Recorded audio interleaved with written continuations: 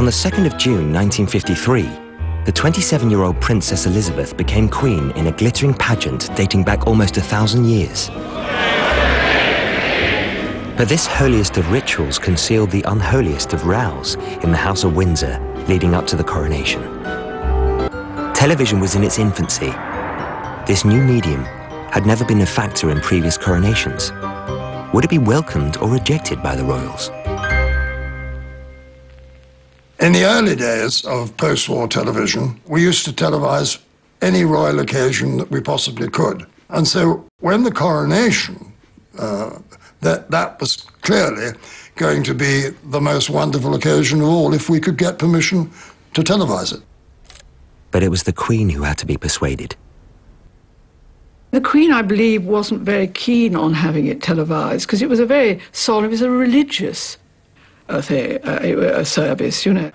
The BBC request was refused by the Duke of Norfolk, the Coronation Committee and the Cabinet. There was a good deal of apprehension and almost a blank refusal. It just went on week after week. Every time they said no, we tried to find a reason why they should have said yes. What happened was that the BBC leaked the fact that this cabal of the establishment had decided not to televise. And then there was a media storm. And I'm afraid we did adopt a bit of spin, because if ever we could leak any information that we thought was in our favour, then we'd try and get it into the press, hoping that the government and the palace would read it.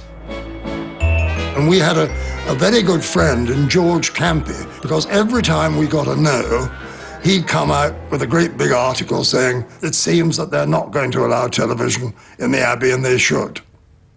The spin had worked. In a public opinion poll, 78% voted in favour of televising the day. And eventually a telephone call came, yes, you have permission. And from that moment on, it was wonderful. Television would give unprecedented live access to the ceremony. Any mistakes would be witnessed by millions.